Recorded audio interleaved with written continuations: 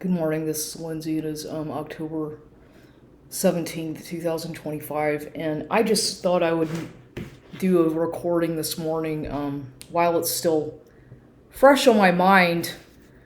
So, talking about narcissists and hoovering and escaping the grasp of these predators whenever they lose control over their victim, or whenever you leave the relationship or go no contact and all that, which is what I did with this person, this Luis man. And I made it pretty clear to him that I don't want to have anything to do with him. I'm not playing his games anymore. I don't want to be part of his harem garage closet of all his exes and people that he keeps on rotation. And I made that obvious to him, and I let him know to his face that I think he's a narcissist, he's a liar, he's a fraud, and he's a manipulative man who was trying to take advantage of my vulnerabilities as well as control my life and my assets and my body. And I told him all these things because I don't have. You'll find that, or I found that whenever you're under so much pressure and stress with these people, and that when they're constantly forcing you to have to validate yourself, or forcing you, I guess what I'm trying to say is that they try to make you feel like you need them, that you can't survive without them, that your whole life depends on their validation, which is completely erroneous, because my life, in retrospect, when I think about it, was just fine before I ever met him. Actually, it was a lot better. And it wasn't perfect, but it was certainly not nearly as chaotic as it was whenever that man entered into my life. And it seems, as now that I've really stepped away and been able to see what's going on, or really process everything, because I haven't been around this person anymore, because I went no contact, and haven't let him in my house, and I've been alone. I've been single. I've been alone, isolated, or just by myself, not going out, not dating, anything like that, because that's what you have to do in order to really heal and become back to who you used to be. You cannot just jump into one situation or relationship after the next. And with narcissistic people, at least men in my life, it's a situation. It's not a real relationship. To them, you're just a transaction. You're just somebody who's there to provide a need for them, mostly physical needs, or something that they want you for, that they're only using you for. And that's all it was. That's all I ever was to him. He led me on. He lied to me. He manipulated me. He used coercive abuse. He used, trauma. He tried to trauma bond me. He tried to make me feel like I was really special in the beginning with their fucking, pardon my language, love bombing stuff. And then they slowly but surely start stabbing you in the back to degrade you and humiliate you and insult you and criticize you and compare you to other people, and minimize your importance and tell you that you're really not important to anybody, that you're a nobody, that you don't have anybody who cares about you, and that how can you live by yourself? You can't be alone. You need to have somebody with you. You can't do anything by yourself. And this is what this man was telling me. And I'm thinking, who the fuck are you to come into my life? I'm at my age.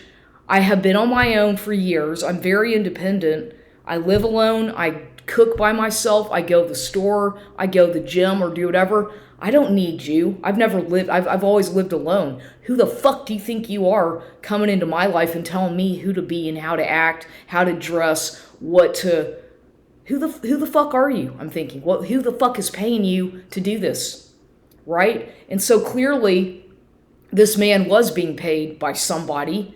I suspect somebody in my own so-called toxic family, during that probate case starting in 2023, because that's when this man emerged. That's when he all of a sudden gets really interested in me, and when I look back at the dates of everything, it's all very corresponding to exactly when Alan died in 2023, how that man was very aggressive into my life and trying to control my life. you see, I can connect the dots here, and I see that it's financial abuse. I see that it was coercive abuse. I see that I was basically being human trafficked or used as some kind of a commodity for this man who was getting paid to be my handler or whatever they call these people.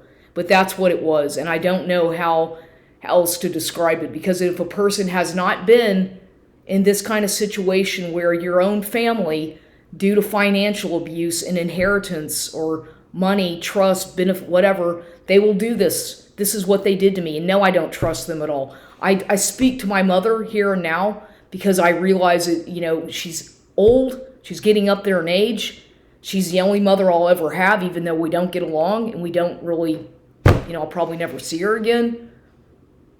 And she can be extremely manipulative and mean to me, but at the same time, she's somebody who I have to kind of look to and talk to sometimes, because in a way, maybe she understands certain things and she can validate. And I guess sometimes I do seek outside validation from somebody who may understand somewhat about this, and albeit she's my mother and she happens to be a psychotherapist or grew up, so I know that she knows a thing or two about narcissistic abuse because I know that she's been through it herself and she's a survivor of it herself. So she does know a thing about that. And she does work in that field and has always been in the mental health field her entire life. So, I can't help but sometimes think that, yeah, she probably understands a little bit of this, even though she partakes in the abuse because she's a nurse, somewhat of a herself. But still, if she's my biological mother or not, which I suspect she probably could be or maybe not, according to Ancestry DNA, she is.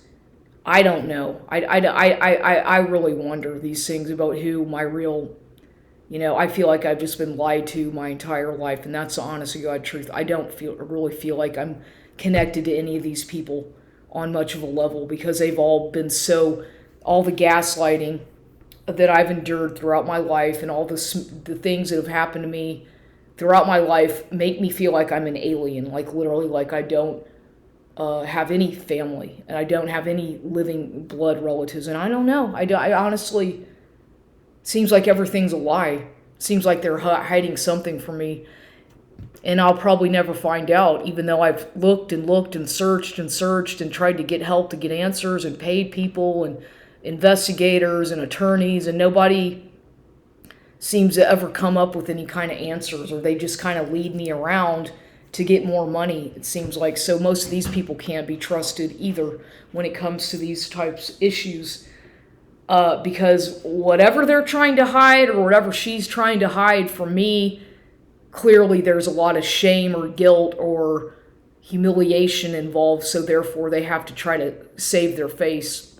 And that's what these people do, is because of the stigma and because of their status in the community or whatever. She doesn't even live in the United States anymore, but nonetheless, she's a woman who has influence and who has always had a lot of friends and are people. I mean, I don't know her that. I actually don't even really know my own mother that well anymore, so I don't know. Just forget it. I don't want to talk about that right now. But nonetheless, every once in a while we do speak. Every once in a while. As far as actually seeing her in person, no, I have not seen her in quite a while because she doesn't live in the same country as me. And no, I don't speak to this half-sibling, and I feel that that's best for my own survival and well-being, as he's very manipulative and narcissistic, and I really have no desire to have anything I had to go no contact with that half-sibling, considering all the psychological abuse and manipulations that these people put me through during that probate case. That I've never been so insulted, degraded, humiliated in my entire life ever. And there's no reason why I should have to fight just to get to answers that I deserve to know about the truth, about who I am. And because there's obviously something, if he's my father or not, but I know that I'm being lied to. I know that I've been exploited financially and emotionally.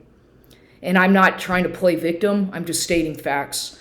Because whenever somebody sees you as having certain vulnerabilities, that's perceived as being a weakness, and people will prey upon these types of characteristics that you might exhibit because they feel that they with like again well once again when I've talked about narcissists, it's always about power and control with these individuals. They cannot stand not being in control of a situation or another person. If you're involved with them on any kind of romantic level, intimate level, working relationship, if you have a business with one of these people, I would highly recommend that you get away from them. I would suggest, because I start, whenever I'm around these kinds of individuals, my radar starts going off. I start getting sick to my stomach. I start feeling like I want to vomit. I feel nauseated, like I want to pass out, because their energy is such that they're very predatory. They're like, it's almost like you're around a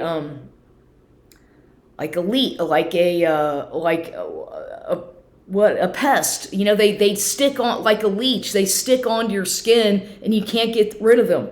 You know, they suck your blood away. They suck away your energy, and you feel mentally, physically drained and exhausted after being around them. And you can just feel their energies. Or at least I can pick up on these energies of these people, because what's happening with them is a lot of them have soul ties with all these people they've been involved with, because most of them are very promiscuous. Most of these men and women who are very narcissistic, they're over-sexualized, they're hypersexual, and they're very, very much about polyamorous relationships, these open marriages and relationships where they don't seem to have, they have no concept of boundaries. They just fornicate and move on from one partner to the next. They don't think about consequences of who they hurt, what they're doing. They just are so eager for that impulsivity, that in-the-moment feeling that they are always chasing. And usually that's what drug addicts do. You know, the drug addict, after their first high, whatever, you get stoned or high for the first time off of some kind of drug, well, you're always going to be looking for that same euphoric feeling that you experienced after that first hit of whatever you took, right? And that's called, they call that, I believe, it's something about like chasing the dragon or something like that. I forget exactly, but I remember learning about that years ago when I was in the chemical dependency courses that I took in Houston with Jane, my mentor, my counselor, my teacher, Jane Payne, who I really admired a lot. She was a really great woman, good teacher, and she really kind of inspired me to, you know, she seemed to believe in me a lot, I feel like. But nonetheless, that was years ago, and that was back when I was still in around 2005 or something, 2004, 3, around those times that I took those courses through the AA. It was chemical dependency, licensed chemical dependency counselor or whatever. So I took all the courses, I did all the work, because I kind of felt that I was gravitated toward that field. But I don't know what I'm supposed to be doing anymore. I just want to live one day at a time. When you've survived so much trauma and chaos, and you're just kind of like, I just kind of just let things happen as they happen. But I know whenever there's something wrong, I can sense it quite quickly, and I try to go now with my intuition and first instincts, or my gut feelings about certain people or situations, because I don't want to keep on putting myself or allowing these people to manipulate me into getting involved with their toxicity, because they want to drag you in as a third party mediator or whatever to regulate their emotions, or to be their therapist, their landing pad. When they fucked up, they want to come back. They need a safe place to land after all their debauchery and sins and whatever they engage themselves in. They need a place to come back where they feel safe, because they know, because they're doing so much stuff. These people get involved with so much nefarious crap, pardon my language, but they get involved with so much stuff, things that it's just gross. It's like, if a narcissist were to have come to you initially in that relationship with a list of everything that they've done in their past and who they really are, and what they plan on doing and what they want to do. Like, if they had like a blueprint of something, for example, if you knew that, if you actually saw what was going on in their mind, written down, I know that I never would have gotten involved with that. I would have shut that door so hard and said, don't ever come into my life. Don't ever come into my house. You're not welcome here, and do not try to bother me, because I already know what you're about, and I don't need that in my life. That's what I would have said to this man, this Mr. Luis, whatever the fuck, however he pronounces it, this playboy, or the Mr. Lothario. I'm better than everybody else. I can have anybody. I just go back to my exes, and anybody I want I can have, and you're my object. That's how he treated me. You know what? You can't fucking treat me like that. And I'm only talking about this right now because once again I got triggered. And why? I haven't seen this person or talked to him in at least 3 weeks. I don't know, 3.5 weeks, something like that. At least I had changed my number again. He doesn't have my new number. I don't plan on giving him my new number. Of course, he does know where I live. I don't have the luxury to relocate, even though I wish I could move out of the city. I can't do that right now. I'm kind of stranded, stuck here until my financial situation improves. But nonetheless, I decided that's it. After what happened last time with him, and I stayed quiet. I didn't answer the door. I just remained silent. I didn't want to involve, and he was trying to open my door and causing a scene outside. I ignored it, and I said, "That's it. I'm not this. This better be the last time that he ever tries to hoover me again, because I'm not gonna let him back into my house. He's a liar. He tried to poison me, and then he thought I was too dumb to not figure that out. He basically admitted what he did. Okay, he confessed to it, what he did to me."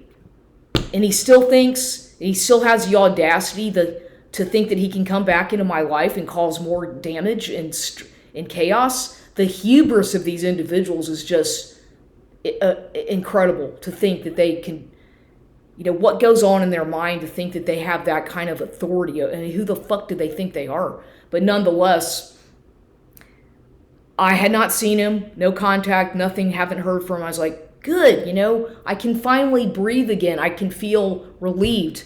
I can try to move on with my life, maybe even meet somebody new and go out on a date, God forbid, I don't know. Who knows? But I haven't dated anybody. I haven't met anybody. But nonetheless, because I like to take my time. I like to get to know people. And if I don't trust that person, they're not coming into my life. They're not coming into my house. And I'm not going to go waste time dating and drinking and fornicating with people. I don't do that. I don't do that. I'm not going to do that. It's a waste of time. It's a waste of energy. And it's not good. It's not conducive for my future or well-being. It's just waste of time. Those kinds of shits or relationships don't end up getting anywhere, except you get entangled in their fucking drama and chaos is all it is. Whenever that you get involved with those kinds of player type people that are too promiscuous or whatever, they're just too low vibration promiscuous people that's all they think about is the instant gratification, and they're usually sex addicts and alcoholics and drug addicts often as well, and narcissistic. It all goes hand in hand. But, so I'm thinking, good, this man is gone. He's not coming back. It's finally he got the idea, and he's going to leave me alone. He's with his new person or his old girlfriend or whoever the hell it is. I don't give a shit, quite honestly, who he's with, but whoever, good. You take care of him, and he's all yours now. Take him. Get him away from me. I'm thinking, thank God I don't have to deal with it anymore, because I was exhausted. And so yesterday I'm here just doing my own whatever, doing some work on the computer, and it's about 4 or something in the afternoon, right? I had been to the grocery store. I came home, did some whatever, unloaded the groceries, did some laundry, and I think it's already like 4 o'clock at least. It's like close to 4:15, I think. And I'm sitting here, and all of a sudden, I'm just sitting here at my computer watching something. What was I listening to? I was listening to Mark Passio or something like that, like an old episode from our Mark Passio, What on Earth is Happening? And there's a couple of them that I like to rewatch because he gets really angry in a couple of these episodes, and And he talks about his veganism, which I'm also a vegetarian or vegan, yeah, pretty much mostly vegan. And so I can relate to that. I don't eat meat, and I get a lot of bullshit from people about the fact that I'm a vegetarian, that you're weak or that you're dumb or that you're this, that, and the other, all these stereotypes that these stupid fucking meathead people have whenever you don't eat meat. Let them think whatever the hell they fucking want, because I don't care. Nobody's going to change my diet, who I am. Fuck you. If you're trying to do that, go fuck yourselves, is my advice to you. But nonetheless, I'm sitting here, and then, well, lo and behold, there's a tap, tap, tap, knock, knock, knock on my window, on the front window. And I'm like, oh, God. Oh, wow, he didn't come to the door this time, but he came to the window only. I guess he's like, oh, wow, he didn't actually come to the fucking door and start pounding on the door and causing a scene and screaming Lindsay, it's Lua. He didn't do that this time. He just knocked on the window. He was there for a good 5 minutes, and then I was like, oh my God, this can't be happening. And then I hear a knocking on the other window over here on my bedroom window.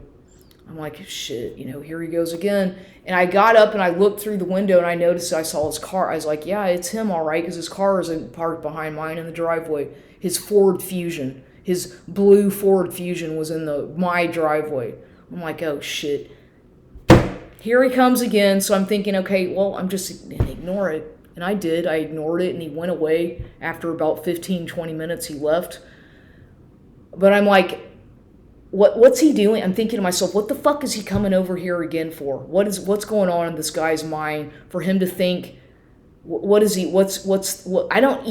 just thinking, why the audacity, right? What does he want now? Because it's always the same. If you open the door to these people, it's going to be the same bullshit all over again. And especially now, what's happened, he'd probably really try to kill me or do something. God only knows what kind of plan he has to try to destroy my life now. And I don't believe one word that comes out of that man's mouth. Not one fucking word that he says is true. Nothing. Everything, as far as I'm concerned, is a lie. And I have no room or patience for that in my life. For that kind of drama that he inflicted and brought into my life with all his goddamn triangulation, all his abuse, his manipulative backstabbing, just mean stuff that he did to me. That was just horribly psychologically abusive, as well as just using me like a fucking object for his use when he wanted something. Never again. I will not, and I have respect for myself. Believe it or not, I respect myself. I don't need you in my life. I don't want him in my life. I don't care who he's with. I hope that you're with your ex again, or your multiple exes, or whoever the fucking bitch is at your workplace that you're screwing that quit the job because of y'all's little affair. I don't give a fucking shit, and I don't want to know. All I know is that he's a liar, a player, and I'm not going to get involved with his bullshit with his family and all that shit. I don't want to get involved with all that Mexican Chicano soap opera drama shit ever again. It made me so physically sick that I almost died from all that, for the 2 years that jackass was using me, financially abusing me, trying to fucking steal my money and use me. I felt like I was going to fucking die, and I barely survived. And you know what? Fuck him. I'm sorry, but go get the fuck away from me, and don't you ever fucking come back. Don't ever come back to my house again, because you are not welcome here.